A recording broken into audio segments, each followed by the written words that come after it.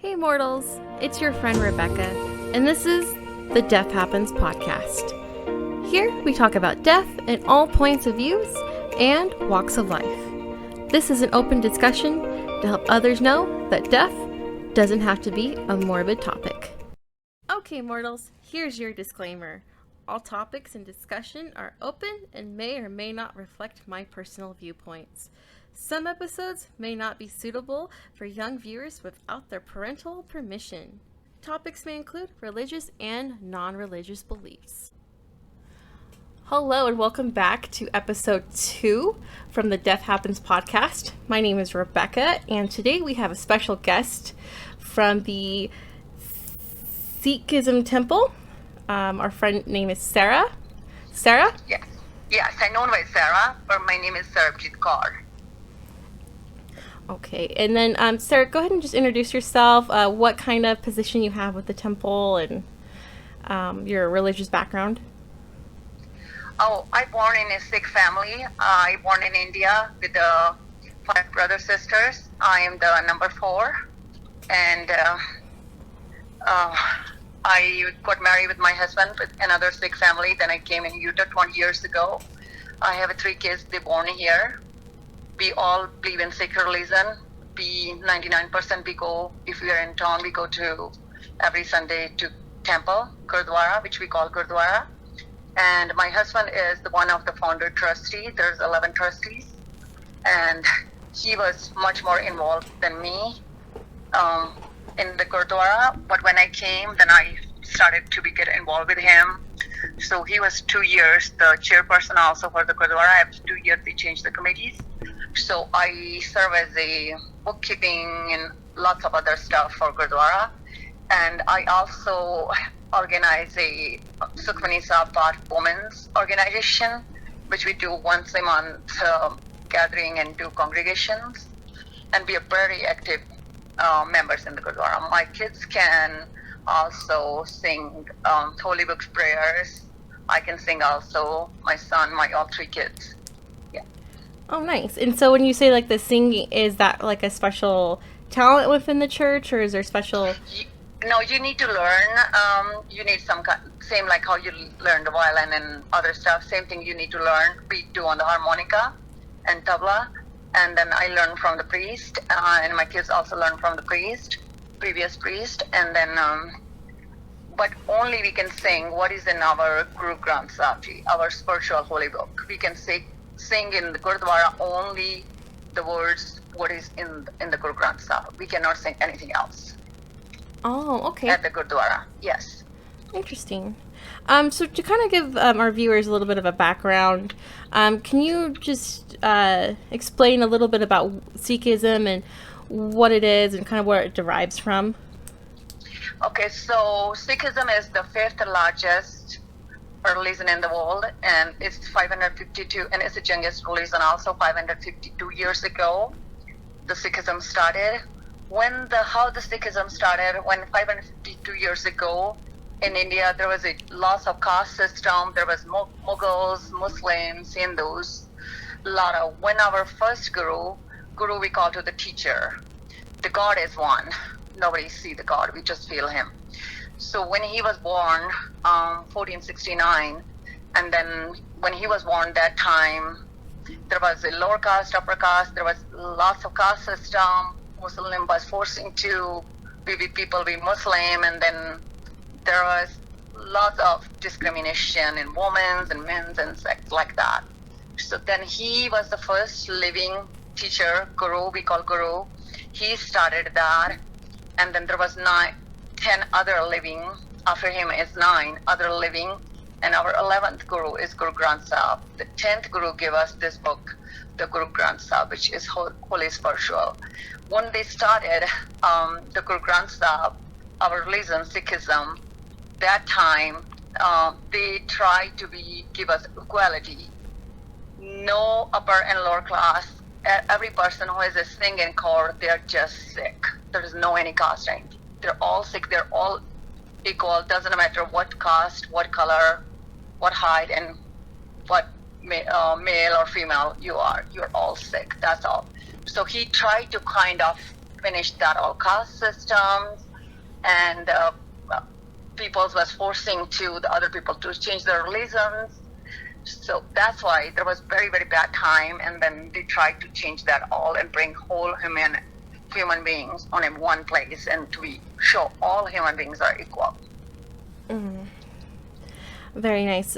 So does this kind of derive from like Muslim or Buddhism? Is it kind of derived from these religions? No. Yeah, the people get confused with the Muslims and Buddhas.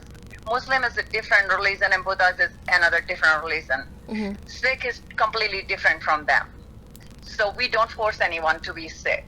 It's up to you. If anybody want to be sick, that's fine. And the peoples come at my Gurdwara, 80% peoples are not baptized.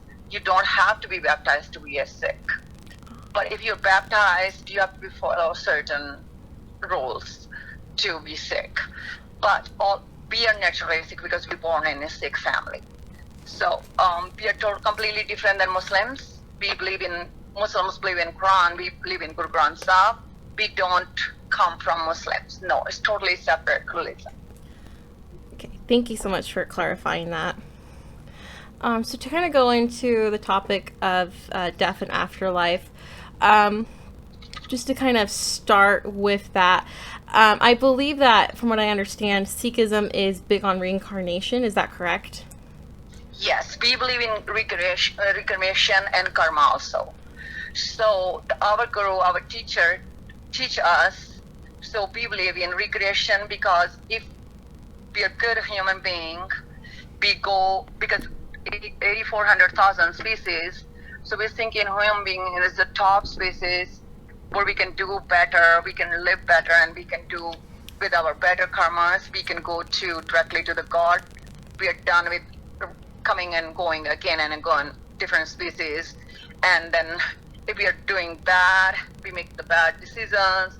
Our behavior is bad, that all, and not doing meditation, then other stuff, or we are coming back on the earth, but we don't know which kind of species are coming back. So that's why our guru, our teacher told us to be Simran meditations. First thing, Simran meditations, like meditation, Vaheguru. And second thing, work hard. Work hard. Do not live anybody. Make your own earning. Panchago, share. That's why we have a langar, share. So if you're living a very typical life, then they were thinking you're done with all this cycle, to coming back and forth in the earth. Okay, and then does part of this cycle have to do with learning certain type of principles? Like you'll relive your life if you don't learn certain type of things, or? There's no very specific, but they try to believe in like work hard, share, respect each other, all living things, respect, even not just a human being. That's why we are Sikhs are vegetarian. Whoever is baptized is a vegetarian because they don't want you kill the other living thing and eat them. So, do believe in your family, one life partner, and then that's all kind of living things. You need to be follow that all principles to be a perfect Sikh. Okay, and following with the reincarnation, is there any type of heaven or hell that's associated with this? What was your question? Sorry, I didn't understand. So in following with the reincarnation, is there any type of like heaven or hell that falls into place? Yes. If you're going to hell, you're coming back on earth in a different kind of species. If you're going to heaven, you're not coming back to. You're still going to the God. Your soul going to the God. Yes. We believe in hell and heaven. Yes. Okay. And does everyone get reincarnated then? Every single person, we believe, yes. If you're doing bad stuff, you're coming back on earth again, but nobody knows what species you're coming back. Okay. And to kind of dive into like the reincarnation in regards to the hell, do you go into hell and then come back from hell into earth into like a form that's like... Yes. Hell means you're coming back on the earth. You're coming back in the cycle. So you can be anything. You can be animal, you can be any bug or anything. You're coming back to the earth. But if you're going to heaven, you're done this all cycle. So you're going straight to your soul going to the God. Oh, okay. So you're going to meet the God if you're going to heaven. Okay. Then you're done with your cycle. And but that is possible in the human life, because other species don't know how to meditation and or other. They said the people who are in human being right now, they done very good job in the past. That's why they're in human being in this life. Okay, so we're in like the final form before heaven then? Yes. Okay. Heaven means you're final. You're done for the cycle. You're done your painful life. You're not coming back. You're going to meet the God. And that's when like the whole cycle ends. Is there any type of like let's see, how am I trying to guess my question? So once you reach into like the heaven state and you're in your final state, is there any gray realm of between heaven and hell at all? There is no any gray area. This is just two things. This one or two. That's it. Okay. There's no in between. Okay, perfect. And so with the process and going into like a new body or into a new form, is this sudden? New body and new form? I didn't understand your question. So with reincarnation, when you go into like your next life, is this like sudden, or is this something that can happen years from now? No, after your death, nobody knows what's going to be happen. That's just we think that's going to be happen. If you've done very good job in your life, you're done for coming back. If not, you go to hell. Yeah. So nobody knows what happened. That's all we think. Okay, perfect. And to kind of touch base on accounts balanced and cleared, so meaning that I understand with the Sikh culture, having your accounts balanced and clear. Yes. Okay. Yes. Can you touch base on that, please? That was your question. Another yes. So that means good. What you do good in your life, what you do bad in your life. That's the account balance for your life. When you passed away, when you're done after cremation, then they will decide. They check your account, what you've done good in your life and what you've done in bad in your life. They check that. We believe the God check your account. Okay. So Sikhs are cremated then? What you mean by cremated? I thought you said cremated. I'm sorry. Oh, the cremation. You know that when we pass away? Mm-hmm. Yes. We don't put the body in the ground. We burn the body. That's cremation. Okay. Is there any type of rituals that go along with that then? What you mean by any type of ritual? I didn't understand your question. Sorry. Rituals. So as in like, is there a certain type of rituals? Okay, rituals. Yeah. Yes. There's the special prayers and special rituals. Yes. Mm-hmm. And you guys wear white, is that correct? Yes, why we wear the white, because white is peaceful. So when somebody passed away, we need the peace and quiet. That's why we wear the white and black. Black is also for bad luck, because somebody passed away. It's not a good thing. That's why. So why we do all the time bright colors? Because bright colors, happiness, bold, excitement. Yeah. Okay. And in regards to the culture of Sikhism, how do you feel that death is talked about? Do you feel like it's a taboo subject at all, or? For the Sikhism? Yes. I feel proud to be talk about Sikhism. I do at least once a month talk with the schools, with the universities, and all different places. I'm doing camp this weekend. I feel proud to talk about this. I think when I'm talking about this topic, I'm getting more and more knowledge. I'm learning more and more.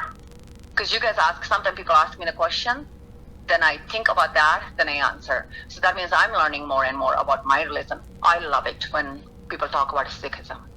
I feel proud myself when I'm talking about it. Yeah, definitely. I can hear that in your voice. And in your culture, do you feel like death is talked about a lot? For Sikhism? Yes. Yeah, my kids all the time talk about, yes. We all the time talk about this. And is that like a taboo topic? Is that kind of talked about? Do you want to kind of go into detail about that? Is it just something that's just explained at a really young age about death? What you mean by young age? You want to talk about I talk about more about Sikhism or something else? What's your question? I didn't understand your question, sorry. So, is death, the topic of death in your culture? Death? Okay. Afterlife. Death. Okay. Is that something that's explained quite a bit? Is that something that everyone talks about? Is it taboo? No, it's not taboo.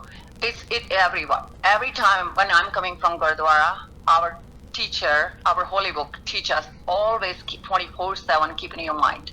You're going to be die one day. Always keep in mind. Our God told us to remember all the time this. One day you have to. Everything was born has to be death. The day you're born, your death day is already decided. That makes sense? Absolutely. So, as soon as you're born, your death day is already decided. So one day you have to go. So we have to be all the time keep in mind that. That's where we can meditation better. That's where we can do better in our life. If we keep all the time in mind, one day we have to go.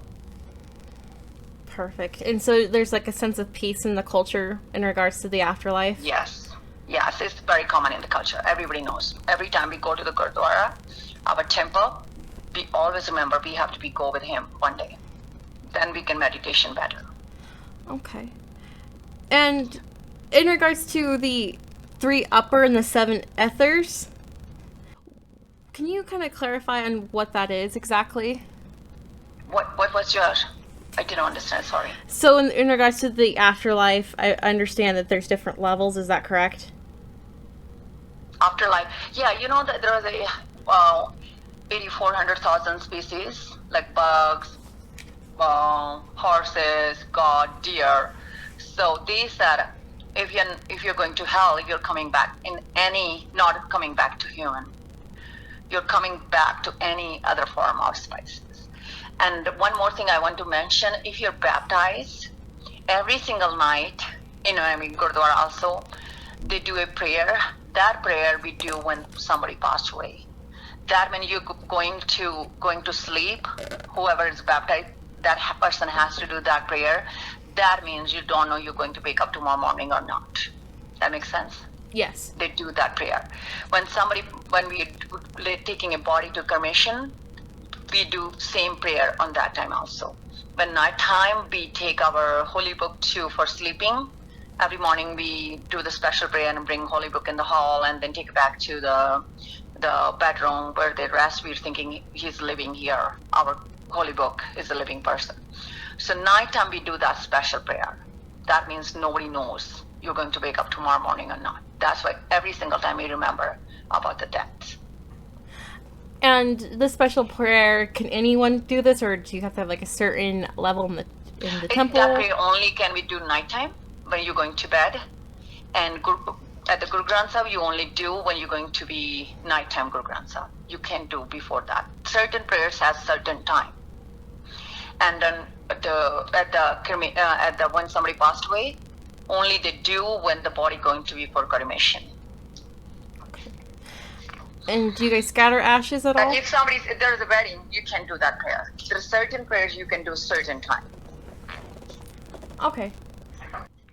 And in regards to like the cremation ashes, do you guys scatter them? Is there any type of thing that you do like that with them, or do you bury the ashes? Okay. So I think if I can explain to you when somebody passed away, what we should do, I think maybe there can answer your questions. Okay, suppose somebody passed today, mm-hmm. and then we inform everything and they plan to do the funeral on Saturday. On that days, when somebody passed, we don't cook anything at our house. Friends help us to bring the food. Everybody wear the white and very peaceful and quiet. And then the day we buy the brand new outfits for that person. we make that person ready, how they're ready for the usual, their daily lives, to dress up very nicely. And we wash the body, clean the body very nicely. We're thinking body going to the soil going to the God. So we clean very nicely body and put the new outfits and make a ready body for the cremation. Then we take to the cremation, to the funeral hall. Then priest come and he do a special kind of prayer. Everybody come over there, they see the body face, then we take for the cremation. Then they do another different type of prayers. We do that prayers. And then everybody go to our Gurdwara, and then we have a food over there. They're donating for the billing for that person who's passed away. So everybody eat over there. Then people do 3-day prayer, 4-day prayer, 5-day prayer according to their convenience. Then they do another prayer. Then people again get together over there. Everybody comes over there. That's the final prayer for that person. And then again, there's a food, but simple food, not the happiness food, like not the sweets and other stuff, just simple food, because it's a sadness, not a happiness. No sweets like that, all stuff. Depends on how old a person. If very, very old person die, like 100 years, after 100 years somebody passed away, they celebrate the life, because that long life, they celebrate the life. If somebody die very young age, very quiet and peaceful. And then everybody, again, relatives and friends, everybody gather at the temple or their house, wherever they want. And over there, they take another outfits, some money. They're thinking if they donate, the God help them for their accounts. That's going to him. What is their favorite things? They donate over there. And then they after that all done, the ashes, which are at the cremation center, they take that ashes. Usually people take to India. There is a special sick place. There's a water, flowing water. They put that prayers in that water. So then everything is done. So then one time these all rituals are done, we are done with that person. No more connection with that person. We know, like suppose my mom passed away, my mom always live in my memories. But we are not doing anything more for my mom. We are not celebrating anything for my mom, because she's done and over. We don't have any relation with that person. It's done and over. So if we were thinking, if we remember that person, we are giving pain for that person's soul. We are hurting ourselves and hurting that person's soul also. So that's why our teacher, our Guru told us, do not remember that person.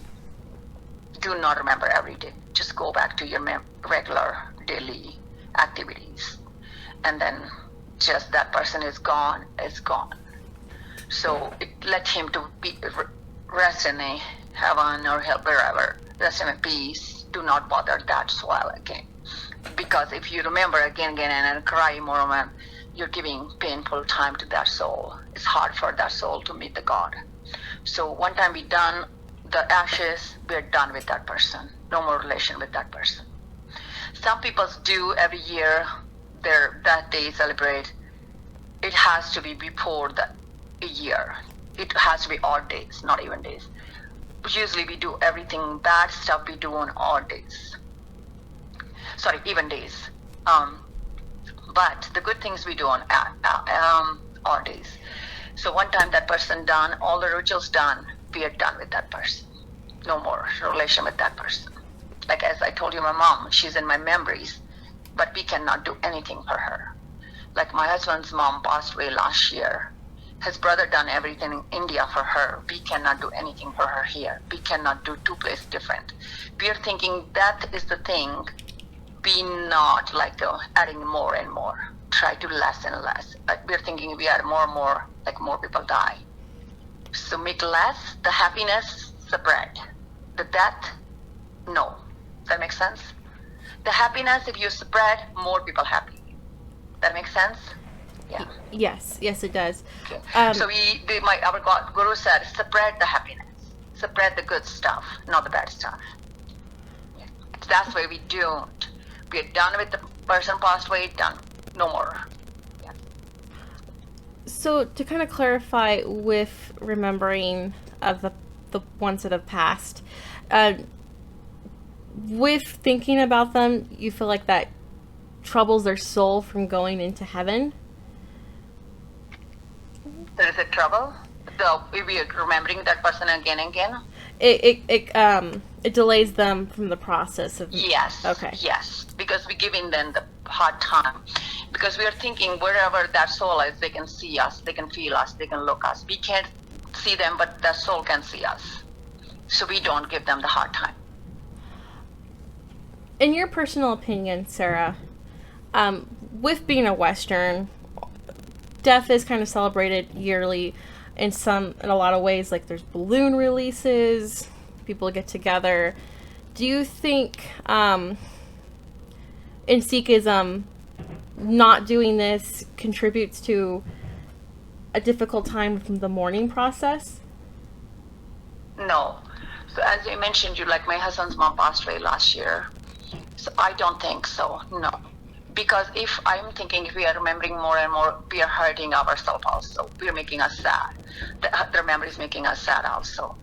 She's in my heart. I'm from her. So she's always with me. So I don't need to put extra effort to remember her and keep myself sad and keep my family sad. No, I think no. So I keep her good stuff in my memories. That's all I need. Okay. And are you allowed to talk about your mom, to reminisce? Oh, I all the time.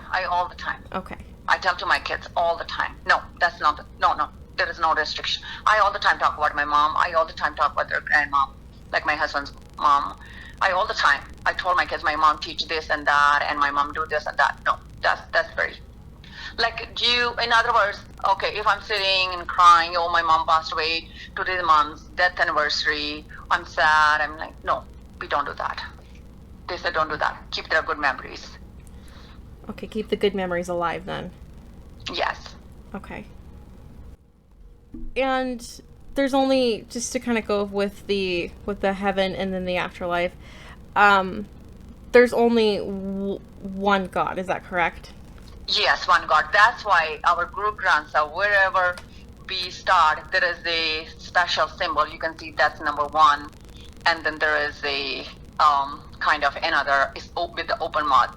One, infinite, like no end. God is no sex, no like a race, nothing. God is one, infinite, no end, no human, nothing. God is one, and He's above from everything. Okay. So it's almost like a type of energy God is? Yes, kind of. Yes. Okay. You just feel Him. Okay. So in regards to the afterlife and death, is there any kind of thing that you did want to touch base on that we didn't cover? I think you covered very much. Yes, I think I explained you. We talk a lot about death and reincarnation. Yeah, I think so. Yeah, I just want to mention before our Sikh religion started. There was a Hinduism when a husband passed away, and then the wife, I don't know, you know that or not. The wife has to die with that person. That called sati ritual. But my guru said, no way. Every individual is their own. Every individual is their own. Okay, like suppose my mom passed away. My dad is their own individual. My dad can do whatever my dad wants to do. If suppose something my husband's dad passed first and his mom was there, no, she's not going to die with him. No. And she don't have to be wear white. Before always say, oh no, that woman has to be wear white. She cannot do this and that. In Hinduism and other religion, in Muslim, they do that all. No, my religion said no. You are not bad luck. If your husband passed away, that woman is not bad luck. That woman is a living person, individual. He is doing his own account. That person is own individual. She can do whatever she wants to do. There is not good luck and bad luck. Her husband passed away. That's her husband's life was short. That's not her fault. That is not at all her fault. She can go all the good weddings, the good functions, anywhere. She can do whatever she wants to do. She can go to Gurdwara. She can do the prayers. She can do whatever she wants to do. So, but she cannot, it's not like the other religions, like Hindu, Muslims, she has to be white, she cannot go to good programs, happiness, no. She can live her own life. And if she want to remarry, she can remarry, but marriage cannot be in front of the Guru Granth Sahib. You only have one Anand Karj. When we do the wedding, there's only Anand Karj. Doesn't matter you're man or woman, one time Anand Karj. You cannot do second time Anand Karj. You can marry, you can do the court marriage, you can do in front of the people's marriage, but you cannot go back and do the marriage in the Gurdwara. Only one marriage in the Gurdwara. Okay, and so to touch base, there's other religions that do kind of get confused with Sikhism, that the wife would have to... Before the Sikhism, people was doing that. When we started Sikhism, we said no, men's and women's are equal. If men can remarry after her wife passed away, so then women can remarry also.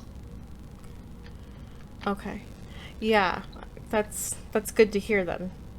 Yes, it's equality. Doesn't matter you're man or woman. I can do whatever my husband can do. My husband can do whatever he can do.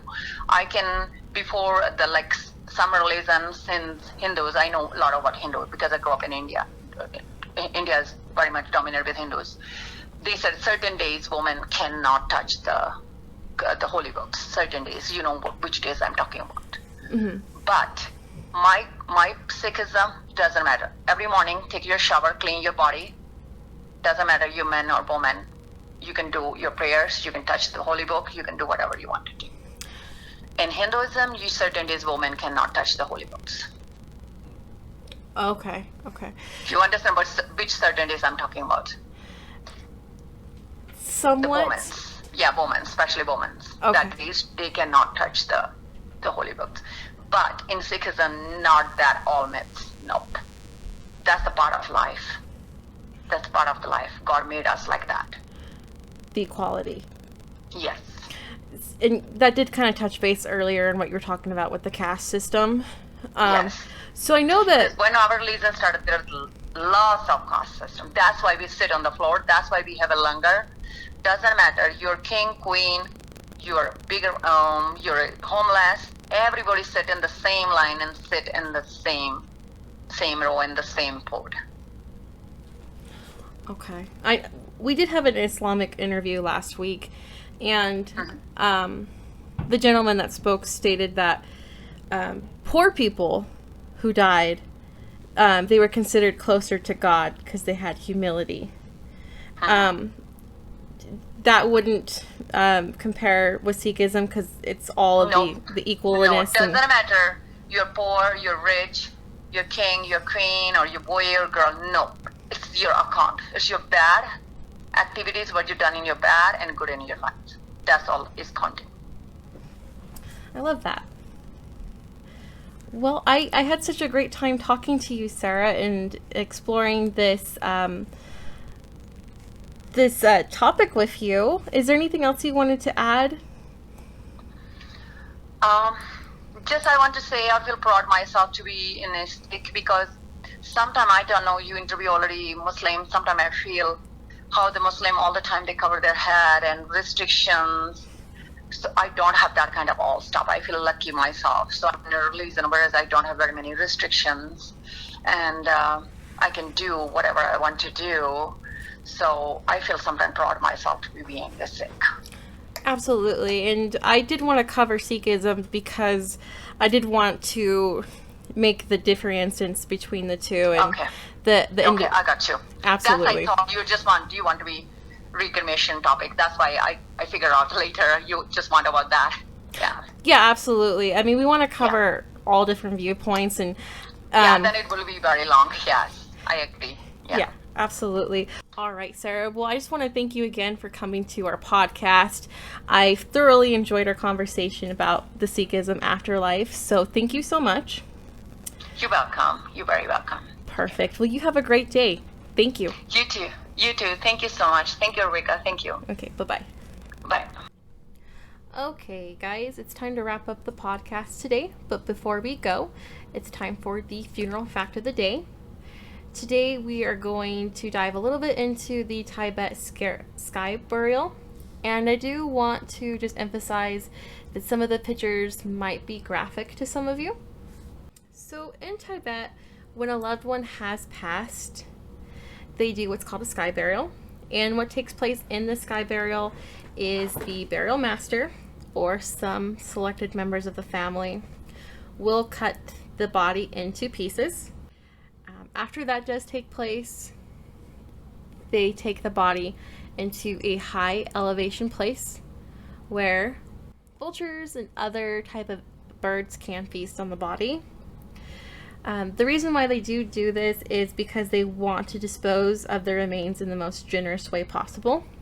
After the majority of the flesh has been eaten by these birds, the burial master, or again, some selected members of the family, will take the bones and grind them up with barley flour to feed the remainder of the body to the birds. It's said that if your body is not touched, not eaten, that you had committed a lot of sins or that you had an evil spirit. And to reverse that, again, if your body was consumed and eaten, that you didn't commit much sins and that you had a very good spirit. So thank you guys so much again for listening. My name is Rebecca. This is the Death Happens podcast, and you all have a great rest of your day.